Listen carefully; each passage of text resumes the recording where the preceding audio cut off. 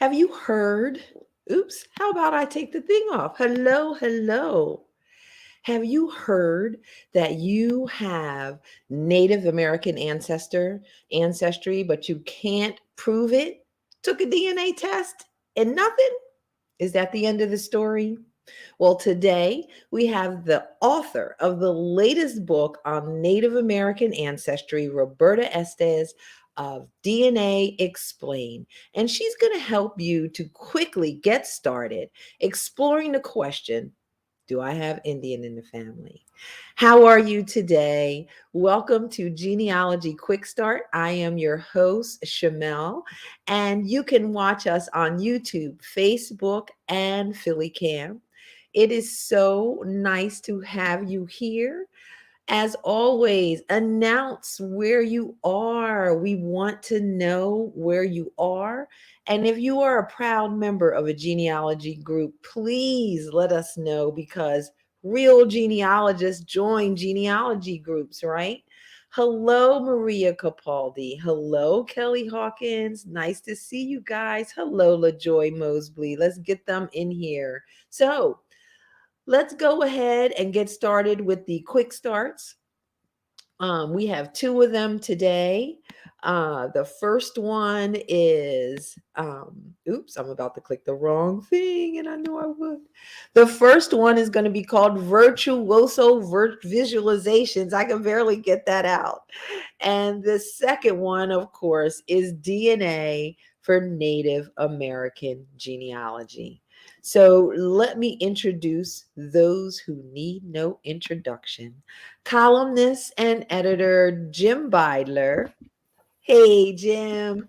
And genealogy tip of the day, Michael John Neal and company. Yes, and company. That's okay. So, guys, I love the title of this, of what you're doing today. Let me bring it up. And usually, when you guys do these long titles, I really don't like it because it takes up a lot of space. But You agree? I will say you agreed to this title. Keep that in mind. I did. Because it's such a great title. Because it's such a great title. It's called Virtuoso Visualizations, Bathtubs, Pools, and Puddles. So, as a kid, which one did you like more? Bathtubs? Did you like pools better? Or did you like puddles better? Well, since my house did not have a shower growing up, a bathtub was a daily part of my life. So I guess I have to say the swimming pool, was more of the treat, whereas the bathtub was just a grind. I would have to say Puddles because I like to make a mess. We'll go with that. We'll go with that. I don't know if Jim is still here or is he frozen in the bathtub? No, I guess not. Looks like he's thawed out. Yeah, me and my cousin Susie, little Susie, we love puddles because every time it rained, rain was a great experience because right afterwards, her mom and my great grandma put on our little bathing suits and all our new little, swimming gear. And we went and we sat out on Myrtle Avenue, which was our puddle pool. So what is this all about? Virtuoso visualizations. What does this have to do with genealogy, all of this water stuff? Well, the water, we'll see why we use those three examples when we get to one of the illustrations. But in the virtualizations or the visualizations, I think it was supposed to be visualizations in the title now that I look at it. We're going to be looking at some ways you can draw out some of your data to represent it, to maybe get you to notice things, kind of even if you don't notice something new, just drawing it out and visualizing it using some of the approaches we're going to show as examples today can help it stick in your head, because sometimes that's what we need, just to get the data and the relationships in our head. And you can put it in your database and have it in there, but sometimes it's nice for 15 or 20 people. You just want the relationships in one place. You don't want to have to toggle back and forth in your software or what have you. And this is one of the things that we can do with visualizing things. Yeah, because as great as genealogy software and the accoutrements that come with public member trees are, no, I am not Michael John. you, you, you were just trying to catch me there. I know.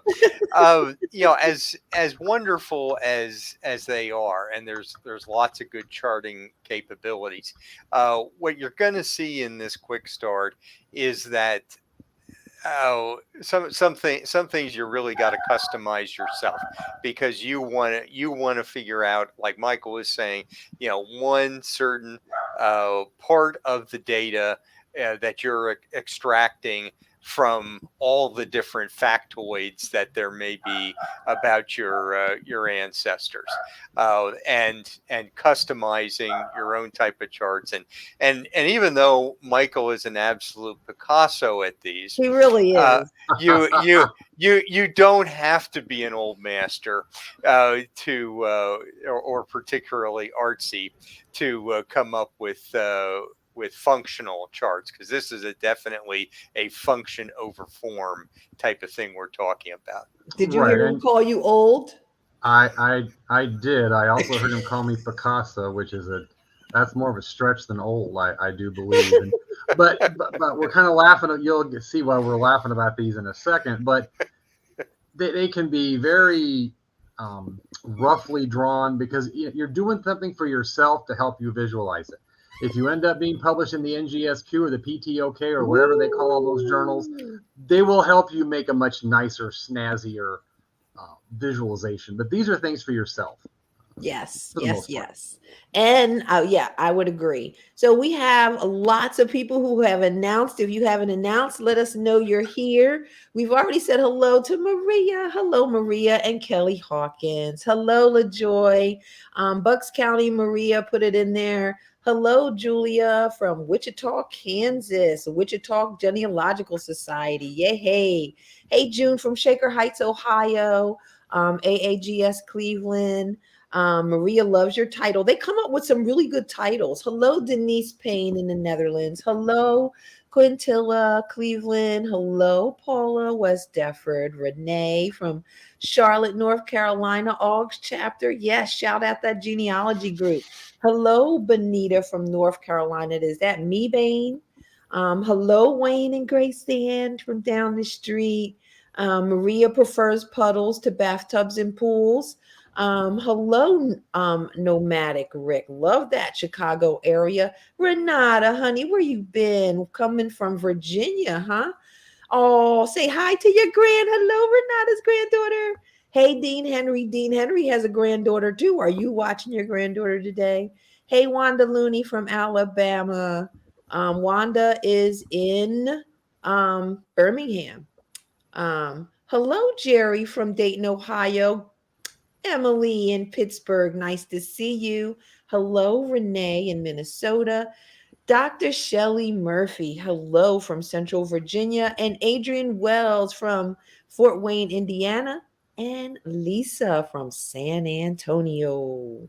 All right, nice to see everyone. All right, let's get started with step 1 of Virtuoso virtualizations, bathtubs, pools, and puddles.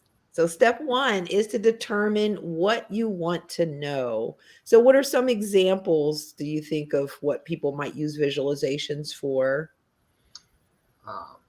I suggest when you're doing your DNA results, if you've got your tree partially completed, and one of the examples talks about that, but kind of put your ancestry in pools to organize it a little bit to help you analyze your matches. If you've got an individual or a family that you can't keep the relationship straight because you've got people married relatives, or they married their step siblings, or all kinds of things that go on, a chart, especially just with those individuals, can be helpful just to keep the relationships straight. Because it goes back to, like Jim mentioned, we mentioned before, that sometimes your database won't show you all those things on one place. And you want to keep that in your head so you don't make You don't So make it's kind of like incorrect taking out like a little snapshot. Like Dr. Shelley called that snapshot. like your box. So that's kind of like you have your whole tree and you're pulling out one little box that you kind of want to analyze. Yeah, I think understanding place, because genealogy, of course, is the crosshairs, but I like examples of using visualizations to show where people kind of lived and moved. Those are pretty good ideas. So DNA placement, same surnames, those are good. There's a lot of cool ideas there, but whatever like it comes up with. And people may get some ideas of how to determine what they want to know when they see some examples too. That might give them some because these are generation. These are customized things that it's to your particular ancestry that they will be useful for, and maybe not anybody else's, Right. and that's okay. Yes, and that's okay. I like that too. All right, so step 2 is to choose a visualization. So what does that mean? Well, one of the approaches, we just take a pedigree chart and kind of use that as our backdrop for how we do things. There's another one where we're using a map, which is a common tool, and kind of mapping people out on a map. And then in one, I just drew circles and lines, which goes back to something called graph theory, if you're familiar with that. But, just kind of, and what I would suggest to people, if you do a little bit of this or you want to do some of it, when you see something somebody else has done, even if it has no bearing to your people, print it out and just keep there's a word I can't think of, but a portfolio of ones you have seen that you like, the ones that you made. So you can leaf through those later, and you're going to want to tweak them and modify them for your own special problems. Keep it as a template, in other words. Exactly. Yeah. Yes. Okay, so really you're saying you can use almost anything to do this. Maps, just regular software documents. All right.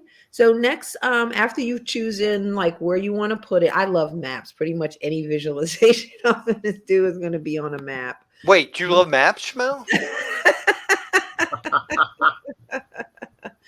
So step 3 is then to create your visualization. So I'm going to share my screen and you can tell me what we're looking at. I love your visualizations. People are on the edges of their seats On waiting the for these edges. visualizations. Here we go. 1 second. And all right.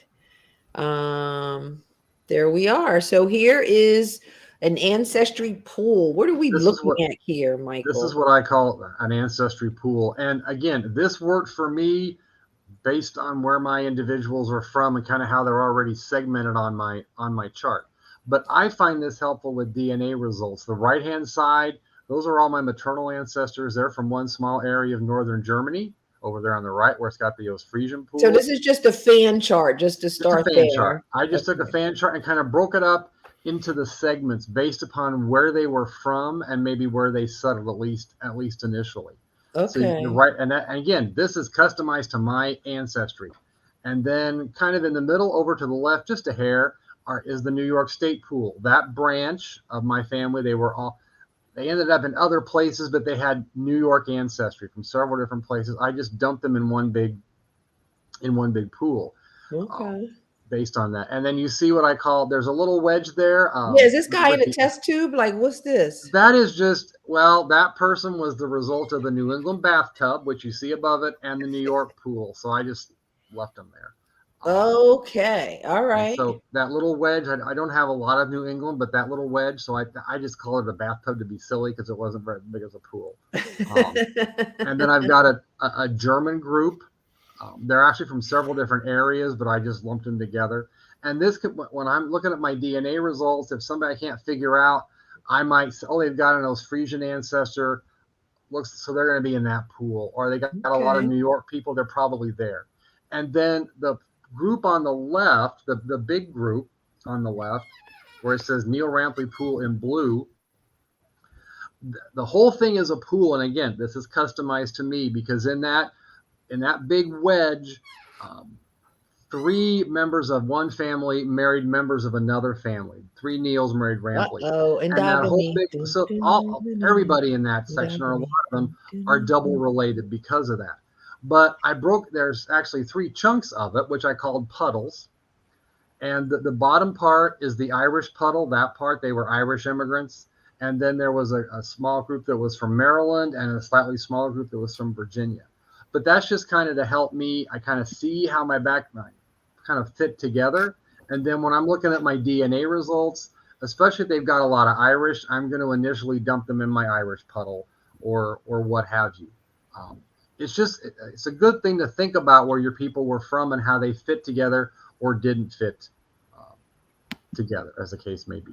Okay, so these Ofresians, okay, I've been trying to figure out what an Ofresian is since I've met you guys. Like since show 1 that you guys have been on here, I'm like, what is an Ofresian? And you guys are trying. Do you guys know what Ofresian is? So I decided to look in my library, and I found the Harvard Encyclopedia of American Ethnicities.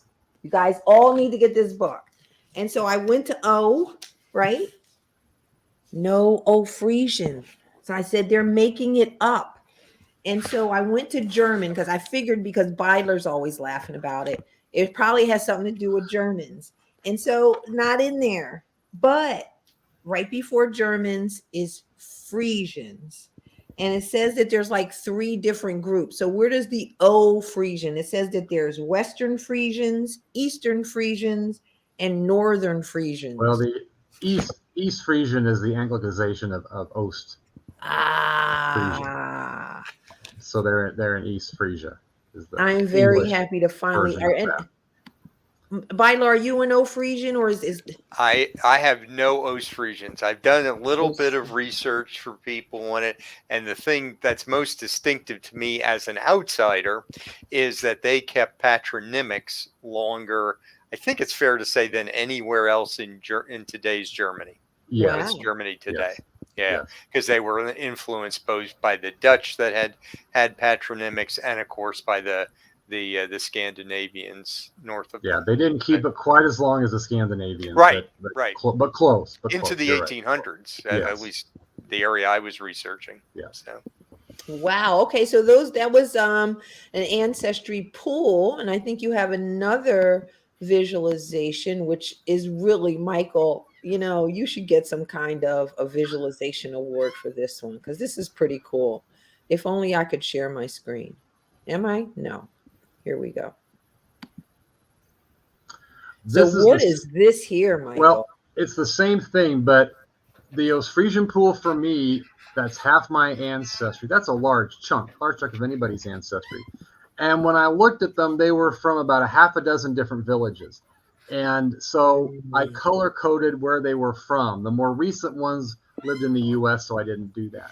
But I got very, this is not a high-tech visualization here. But for every individual, where they were from, green was one village, yellow was another one, and then red and pink, and then left out was a different village. But it was, just to help me, if they're from a certain village, it could match, especially that green one. I've got a lot of people from the green village. But this just kind of helped me, again, to kind of visualize how it fits together. Because they were from one general area, but they weren't from that area across the board. They were from a handful of small little villages. And so color coding it, that just on this chart gave me more information. That's one of the things with charts you want to see. Is there some way, you don't want to make it overly busy because then it's too much. But right. Color is another good technique to throw into something, to put a little more data in there through the use of color. What I should have done with it was add a legend or a key off to the side, sure, to indicate what green, red, and whatever means. If my people had been perfectly planned, all the green people would have been together, but they weren't. They're kind of spread out based on where they settled and where they married. But I think those creations are an ocean. Like pool is like they need. Well, it is near the ocean, so there is a connection. Oh yeah, that's right, because they're islanders. That's right. Wow. I love this. I think you have another one. Okay, this was cool. This is the every man's kind of right. And this is we are taking a major shift in gears. These are individuals that got colonial Virginia land patents. So we're just shifting gears quite a bit here. But what I did, and there's a few years that are left out now that I look at this, but if you're familiar with those land patents, they mention the meets and bounds description of the property, and sometimes neighbors' lines are mentioned. And of course, you could plat that out with a platting software to do that, which is not a bad idea. But this is a real extremely low-tech version of that. And what I did, each circle represents their property they got in a patent. And then if there's a line, they shared a border mentioned in one of those patents. So John Rucker, the dude that I was interested in, his property bordered William Pierce, Thomas Rucker, Mosley Bataley, and Michael Holt. And then when I started looking like at Michael Holt's, of course, his patent mentions John Rucker, but his patent mentions John Eddings, Broyle, and Elizabeth Bataley there as well. It's just to kind of give me a rough outline of the neighborhood and how these patents fit together. It is not the equivalent of platting those properties out at all, any way, shape, or form. Because with this, I have no sense of north, south, east, or west, or scale, or anything.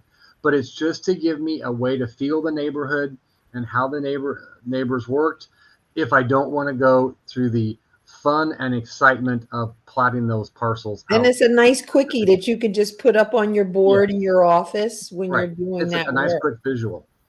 Yeah, it's inspired because even with software to draw the meets and bounds lines, that aren't rectangles like in the Midwest, like that one we just flashed up are, these old style ones, they squiggle all around. And like I say, even with software, you've got to input all the degrees and angles to get a picture. Whereas, this is one I am going to be stealing and using from you, Michael. Absolutely.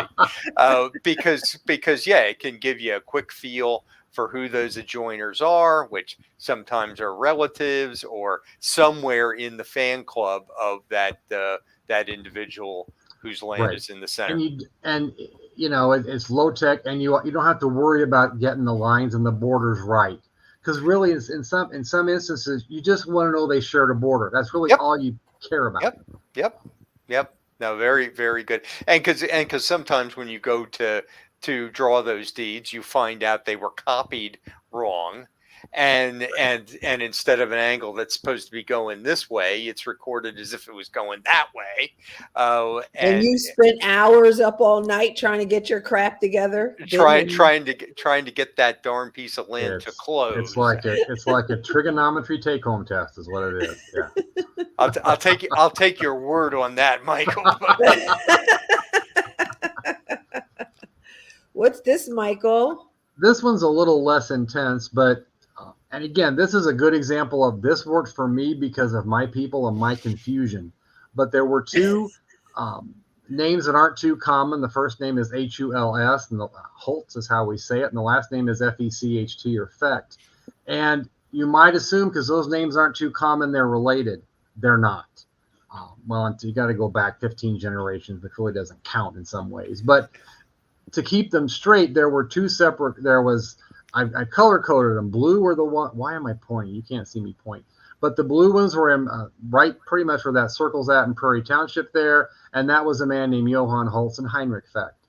And then there was another one in the red circle about 4 or 5 miles to the south, a man named Meinert Holtz and Gerd Fecht. And so I'm just trying to keep them separate. And so this map, if you've got more people you're trying to separate out, a map is a good way that you can do that. But even though those guys are not, they're all related to me, but they're not related to each other. Although, well, Meinert was Gerd's brother-in-law, but you don't know that. But it just kind of drawing them out to keep them separate, especially if you've got people that have the same last names and they're more common. A map just where this John Smith kind of hung out down here. This John Smith was over here. This will, whatever the case may be. Sometimes a visualization helps you. You can read it on paper, but sometimes that visualization just helps it to click a little bit easier. It does. And it's like, two things. One is like you think about when you're creating like your research binder, You want things that you want to be able to reference as you're doing your research, and these are great. And also thinking about when you're writing your, if you were writing a book for your family, what types of images, graphs, and would you provide so that they could get a picture of what's going on, not being in the records as much as you are. Right. A lot of people don't know about maps. They don't understand. And this really, really helps a lot with these And visualizations. the map, as opposed to the circles and lines that we drew earlier, the map has the scale is correct, the geography is correct, so you've got that point of reference built into it because it's already there. Whereas on the other one with the circles and lines, there's no scale or any sense of direction, so that's missing. So you have another circle and line ones. I think these are your most impressive ones, Michael, your circle and line ones. And keep in mind, notice some of these are not even drawn with a computer. This one is, but it's kind of low tech too. But I took the ancestor of interest. He's the guy in the middle, Mimka Haben, and I just started writing out people that he interacted with in one way, shape, or form, and that relationship is on the line. So the John B. Riss, that was an attorney that did legal work for him. His spouse is there. Heinrich again. What's that? Heinrich. Yeah, that's the same dude from before. The same Heinrich from before. And then his landlord, I knew who his landlord was from a lease that was in his probate, so that's down there. The two individuals that witnessed his will, we'll get to the red line in a second. Okay. The two individuals that witnessed his will over there on the right, Heinrich and Ubi, they're listed with their relationship.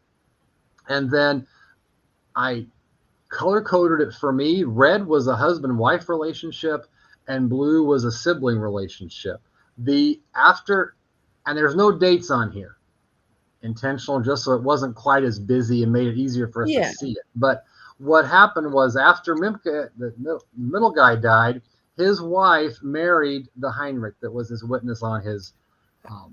Happens a lot. It does happen a lot. Well, they were from the same area, immigrants from the same town, which makes a whole difference. And there was a relationship between the other witness and Heinrich as well, which was indicated with the. But those are things, some of those you'll get out of your software package, but most people don't put all those other individuals in there. I know some individuals do, but there are a lot of people that don't put every witness, every non-biological. Which people? You mean you're not talking about the people who watch Genealogy Quick Start, right? Well, you're talking about people who watch those other genealogies. I'm talking about those other people. Yeah. Okay. Yeah. But this can just help you keep the names and the relationship straight. Love, love, love. Do you guys out there have any visualizations that you create that Michael might not have shown? I would love to hear about those in the chat as we move on. So you create your visualizations and then you pat yourself on the back because you're like, look at me, I'm so fabulous. Then you move on to step 4, which is to analyze your visualization. Oh my goodness, we're gonna have to get a new assistant. The first thing you do is make sure you don't have any typographical errors on your visual. I'm just kidding. We gotta get a new assistant. Like, I don't know what to do about her. I really don't. But sometimes you analyze it and look at it. Sometimes even just when you make it, you'll notice things. You might not, but sometimes you'll notice things as you make it. But after you've made it and completed it, just look and see if there's something you hadn't noticed or something you left out. Or, when you look at things with a map, you'll see things you don't always see once you get that geographic perspective in there. And then when you go into this step, you get feedback. You show it to people so that they can help you to improve it, not just to show off, but to see if it makes sense to them, right? Because it makes complete sense to us. Exactly. And oftentimes when you ask somebody for feedback, when there's things they don't understand, that often has an opportunity either to improve it or to realize there are gaps in your research, either one. Exactly. And so then step 6 would be, then once you've gotten that feedback, you fix it and then you share it with other people. And I love Virtuoso virtualizations. Let me share with you the steps. So step 1 is to determine what you want to know. Step 2 is then choose a visualization. You could do a map, you can do like fan charts, pedigree charts, or you could just draw them out, circles and lines. Then you want to create it. Then you want to analyze it, see if it's doing what you expect it to do. Then you want to share it with others to get feedback to improve it. And then step 6 is you want to go ahead and share with your family. That was a good one, guys. I love Virtuoso virtualizations. We will see you guys on the other side. On the Thank you flip side. so Yeah. much.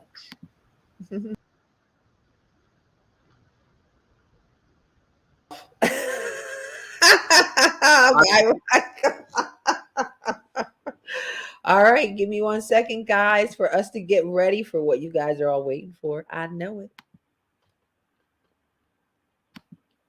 All right, now the moment you guys have all been waiting for. I've been waiting for it too. We didn't get a chance to share how we know our special guests. You know how we normally do genealogy quick start personally. Well, I want to share how I know Roberta. Roberta and I had the pleasure of sharing a van from the airport. Yes, van. They used to truck us genealogists around in vans to get us to these conferences. And we were going to one of the most amazing conferences. And if you haven't gone yet, or you haven't had the pleasure, Midwestern Roots is one of the best conferences that regional conferences that I've gone to. And I'm going to be honest. One of the reasons why I really love it is they have at the Indiana Historical Society, they have the best peanut butter and jelly sandwich I have ever eaten in my life. It's not just regular peanut butter. It's like peanut butter with some nuts in it. It's real strawberries and jam. I think the bread is even toasted. Like, it was so good. I just lost consciousness for like 5 minutes. But enough about the food. I didn't even talk about how I met Roberta. Oh, we were in the van. Let me bring Roberta on so she can remind me what we did in the van. Hello, Roberta. It's so nice to see you. Oh, I'm sorry I'm laughing because I'm remembering that day. It was so fun. We didn't know each other. And, we just were sitting there and we're just talking and we're getting all into it. And then we didn't even realize we were presenters at the same conference. And we're like, oh, yes. Oh, hi. And then we had like put our good girl hats on. Yeah. Yes, so that's been so long ago, but I think they're still going. I think they're even doing something, more fabulous now. So everyone should check that out. But Roberta, talking about fabulous, I am so excited. Let me not get started yet.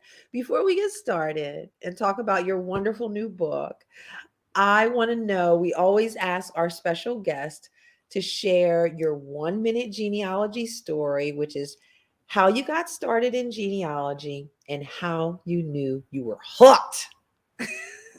Well, that's actually really pretty funny because, back in the day, you could be fired when you were pregnant. And I was pregnant. I was married. I mean, like, I wasn't like immoral or anything even, I mean, not officially.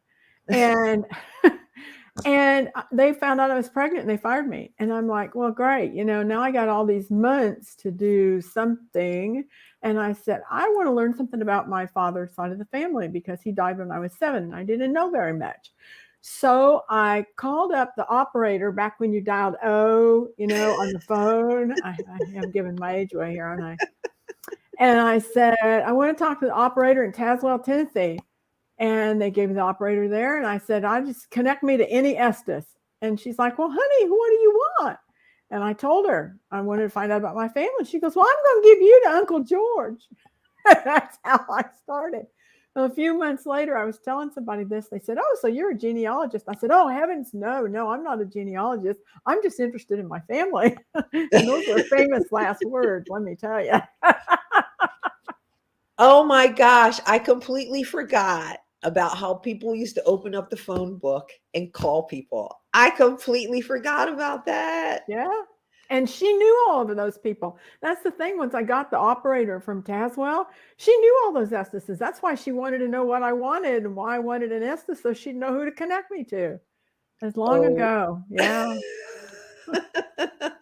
And you haven't stopped since. I've never stopped. It only gets worse. It's an addiction. I'm telling you what. So Roberta, I'm so excited. You have this new book. Could you DNA for Native American ancestry? When did it come out? It came out between Thanksgiving and Christmas. So it was just in time for Christmas presents for people. But my publisher actually got it out early. And I was like, oh, goodness, thank you.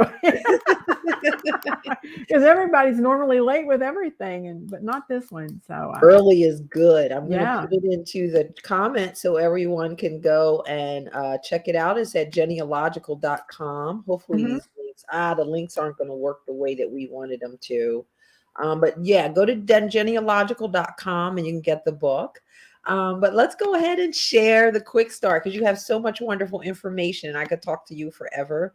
But let's get going with DNA for Native American genealogy.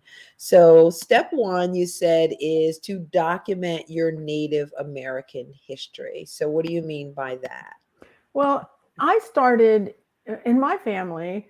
There was this oral history that Elizabeth Roberta Estes was Native American, and I wanted to prove that. I didn't start out to find the truth. I started out to document what I thought was the proof because, my family would never lie to me, and they didn't lie to me, but they just also didn't have the truth exactly nailed down. So the first thing you need to do is to talk to your family members. And first of all, talk to everybody you can that might know about this. And if they all tell you it's the same person, then you have a place to start. They might not. And it might be that branch, but not that person. So the first thing that you want to do is to talk to people in your family and see where you think it is. That's the first step. I love it. I love it. So you see, you document that story. And then you move on to step two, which is to take a DNA test. So there's so many of them out there. And I don't know if I want to ask you this question, but you have maybe like preferences, not to say, yeah. Well, there's 4 main vendors. Okay. And I recommend that people stay with those 4 main vendors. And 2 of those vendors do very well with finding Native American DNA where it exists. So I'm going to give you all 4 of the main vendors and then the 2 that I do prefer. And I'm going to show you why in a minute. But the 4 main vendors that do DNA testing and include ethnicity in there is Family Tree DNA, 23andMe, which are the 2 that are my preference for this for Native American, and then 23andMe and MyHeritage. And you can take some and transfer or upload your results to others, but that's not universal. I do cover that in my blog articles. So Ancestry doesn't take uploads from anybody, neither does 23andMe, but the other 2 vendors do. So sometimes you test at one and can upload to another and sometimes not. But ultimately, you'll want to test at either have your results at Family Tree DNA or 23andMe or both, depending on what you're doing in terms of just the DNA. And then for the genealogy, I work at all the vendors for that. And obviously 23andMe and Family Tree DNA don't have the genealogical records. So for those records, you need to work at the other 2. So so I use all 4 of them. So we're not crazy if we take all tests, right? Oh my gosh, you're crazy if you don't take all okay. tests. Every single vendor has its strengths and weaknesses, and some of them do some things better than others. But for the thing that we're going to talk about, and that's trying to document someone you think is Native, that's where you need to start out with the 2 vendors who do the best in terms of finding Native American DNA. And that's why I specifically mention those 2 with DNA testing, but the others also have unique tools. Everybody has unique tools. So absolutely, I'm at all 4. And then I use some third-party tools too. When you say best for Native American, are you saying because they have more samples in it than the others, or how they analyze the test or process the test? It's how they visualize the results. First of all, they give you haplogroups depending on and matching depending on which test you take. They show you where on your chromosomes so you can match up with your family members. And so if you've got a Native American segment, and they show you where it's at, both of them do. Yes. So it's like, okay, I've got this here. Which side of my family does it come from? Who do I match on that same segment that's Native? Is it Native with them too? So they give you tools to do this, and the other vendors don't do that. So that's why I prefer those two for Native American. And then Family Tree DNA also has the Y-DNA testing and the mitochondrial DNA testing. So you can test yourself and other family members and build your DNA pedigree chart, which we'll talk about towards the end. Yeah. So you can figure out exactly who in your family that Native person is if they are there. Gotcha. If they are there. So let's move on to step 3, which is to check ethnicity. So let me know when you want me to share. We have, did you want me to share the screen sure. now? Mm-hmm. Okay. It's here. I know it is. So the reason that the universal draw for people, it's like, they go to the family union and somebody says, so-and-so is 100% Cherokee. I can't, if I had a penny for every time, I used to say $1 and then I said a nickel. Now it's a penny. I'd be a rich person because it's like so-and-so is 100% Cherokee. Okay. Now that's not to say they're not, because who knows, they might be. But this is my father shown here, and that was his grandmother. And she actually lived after the Trail of Tears and not in a place where the Cherokee villages were. So as a genealogist, which a lot of people take in their first test are not genealogists, the first thing I would do is say, well, that doesn't make a lot of sense to me because of where this happened and the time frame. But okay, I wasn't a genealogist when I first heard this, and every single person on that side of the family had the same story. So there was a reason to think it might have been true. So here's my little pedigree chart on my dad's side. And there's Phoebe Crumley, who was supposed to be 100% Native American. And my father was actually alive when his grandparents were alive. And so my grandfather, William George Estes, he wrote letters back and forth to my dad talking about that she was Cherokee. And so it was an accepted fact. Yeah. And I'm putting that in my air quotes, accepted fact in the family. And to question that was like heresy. So I didn't start out questioning it. I just wanted to prove it. Mm-hmm. Yeah. And, this was back before there were online records or anything else. So but now that we have this, I could have gone and taken a DNA test. I back then, of course, I couldn't. That was a long time ago.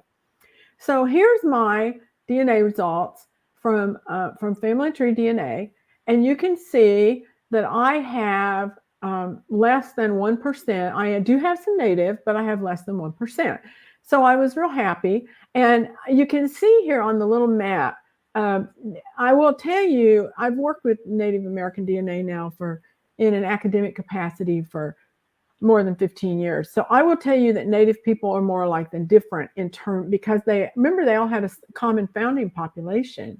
So, it's like, okay, my map is in Canada and the US and part of Northern South America, but that doesn't mean that I'm not going to match somebody in Mexico because the DNA, the Native people moved down the coastline, and I'm going to match people pretty much in a lot of places for autosomal. So that was so I'm like, okay, so what is that? That's at one vendor. What's at the other vendor?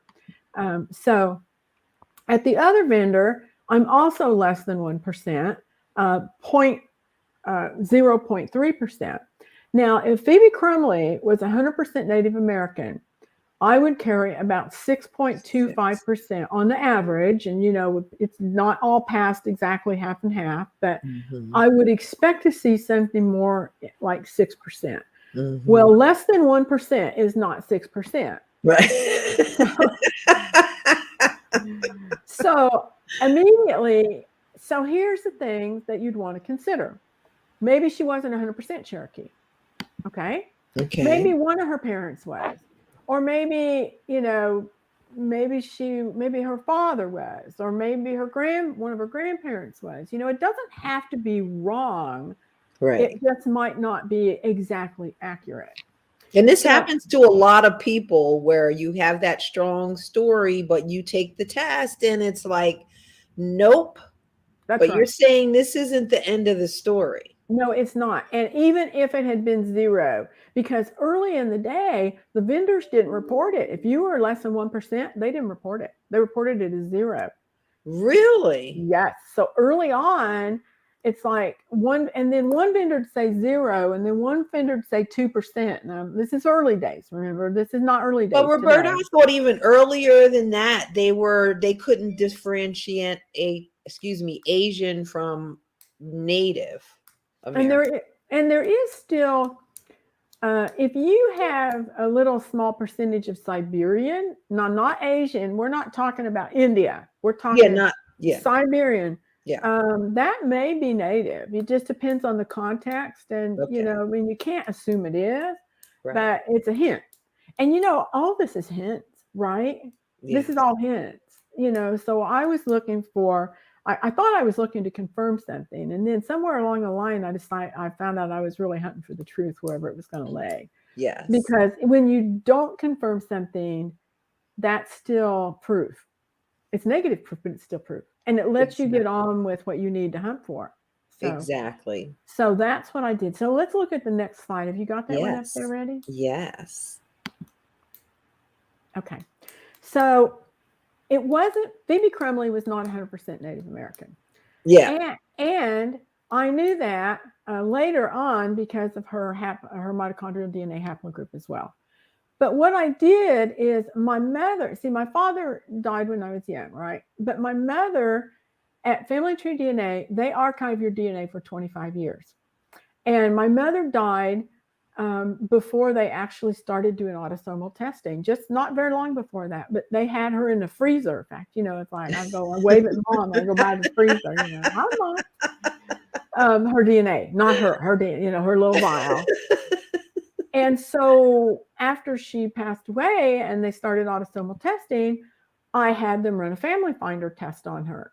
And on my chromosome 1, that's my chromosome 1 at the top, the little pink segment is my Native American segment of DNA at Family Tree DNA. So not only do they tell you your percentage, they show you where it is on your chromosome. I love this. And this is the Chromosome Browser, right? Yes, it is. And it's their chromosome painting that they give you with the ethnicity test, with the My Origins, called My Origins. This is the chromosome painting.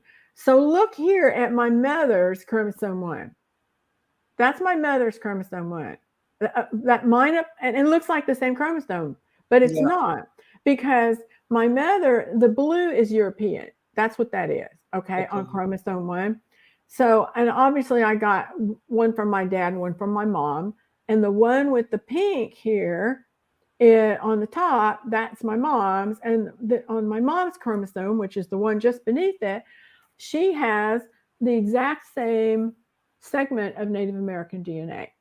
And when I look at other cousins who carry that same segment on that same place with my mom and me, guess what? Their chromosome painting is Native American there too. Wow.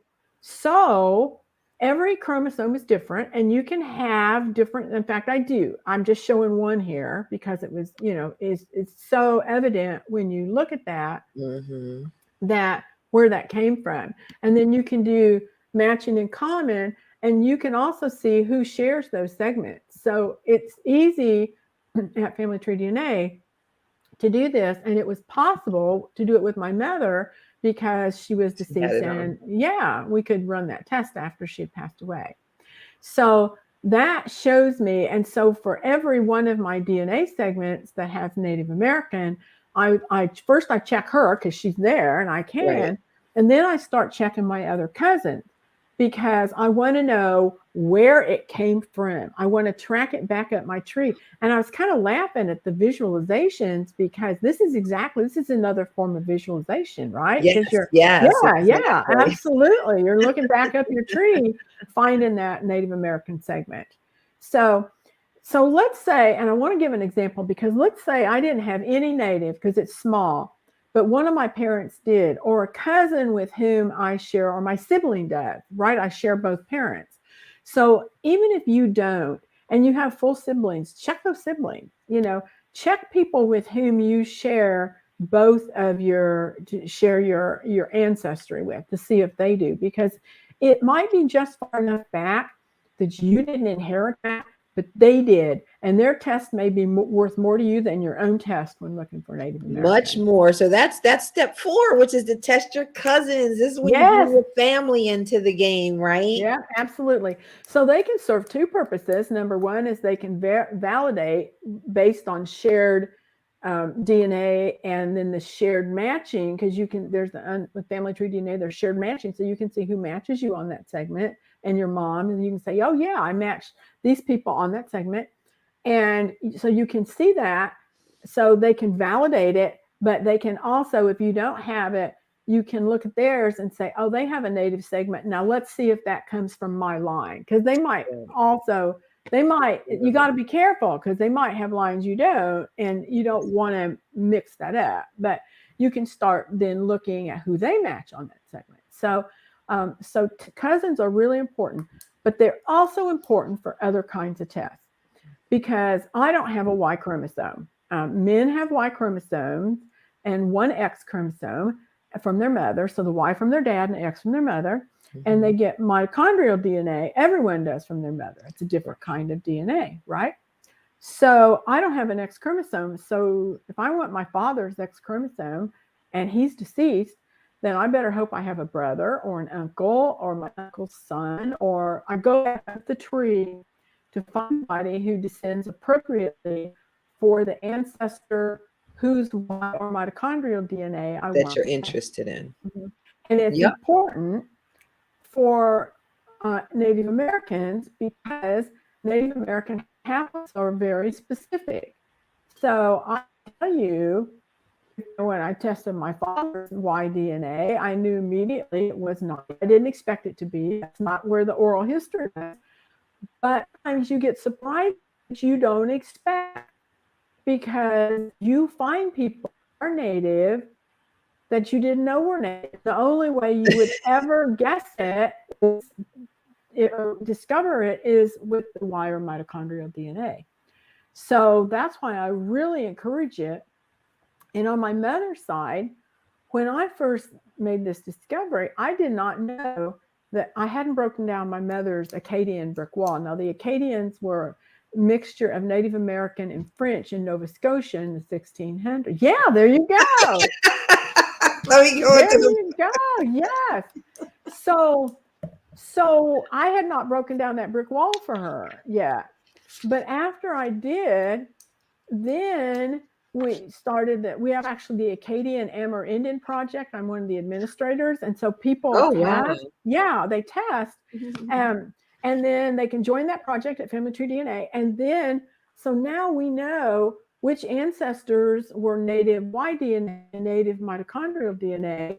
So one of mine is, actually two of mine, one on the mitochondrial. That's how I figured out which of those ancestors that my mother and I share contributed that native segment that would carry its ancestor with the Native American haplogroup that's on our tree. I'm going to show I'm going to put up the so yes. Go ahead. So I'm sorry, I didn't Shamele to interrupt you, but I get so excited. So what we proved, and see, I brought this out when I showed you before here, because I didn't want to give it away. So this is Phoebe Crumley's mitochondrial DNA haplogroup. It's J1C, and haplogroup J is not Native American. Okay. No subgroups of haplogroup J are Native American. So what this told me when I got her mitochondrial DNA, someone to test for that. And it's not me, because see, it went to a woman and then it went to my father, or to my grandfather and my father. So, I can't test for this, and neither could my close relatives, but one of my cousins did. So we proved that Phoebe was not Native American based on this haplogroup on her mother's side. Now, she could have been on her father's side, but that's a whole different test, and we needed to, and we have. I've built that pedigree chart. Okay. But now let's look on my mom's side up the tree, and here is my mother's great grandfather, and then his son. And if you look back the tree here, haplogroup A2F1A is Native American. So we had somebody here, and her mother was Francois, and her mother was an unknown Micmac woman. And we have also confirmed that now in the records, where they was a priest to a bishop who wrote that the wife of Philip Muse, I don't even know how to say that, and I speak French, but was an unknown sauvage, not meaning savage, but that was the French for Native American. So that's how we proved that line. And then I tracked that DNA segment back in time as well, and it tracked back to this line too. So wow. Mm-hmm. I know, but when I found this, I did not know that's where that segment tracked back to. I knew that she was Native in my line, but I didn't know that's where that segment came from. But it was through testing your cousins, mm-hmm. and then using those chromosome browsers. Yes, to absolutely. do this. So really, would you agree that for Native American DNA research, chromosome browsers are a must? Like, I feel it's a must for every DNA. Mm-hmm. But if you really want to track your Native American, you're going to have to up your game from companies that don't have chromosome browsers. Yes, absolutely. And that's really important. And it's also, in my case, and I know this isn't the topic, but I'm going to say it anyway. On my dad's side, there's an African segment, and it's on the same chromosome adjacent to another Native segment, and it does not come through Phoebe Crumley. And I'm still hunting. I know what I know what puddle it comes from, or maybe it's a bathtub, but I know where, but I can't. It's back before the end of slavery, so I'm stuck. Roberta, there's some questions. Okay. Can a cousin match share actual third great grandparents and fourth great parents? Mm-hmm. Yes, they can. No, they won't always. I mean, you'll have cousins that you're related to that far back that you don't match, but you absolutely can. You just need to track that DNA segment back in time. Another question: would a person's son's DNA be that helpful to get the Y chromosome? So that's a really good question, because there's a lot of confusion around this. Your son, if you are a female, your son's Y DNA is your husband's, or that father of that child.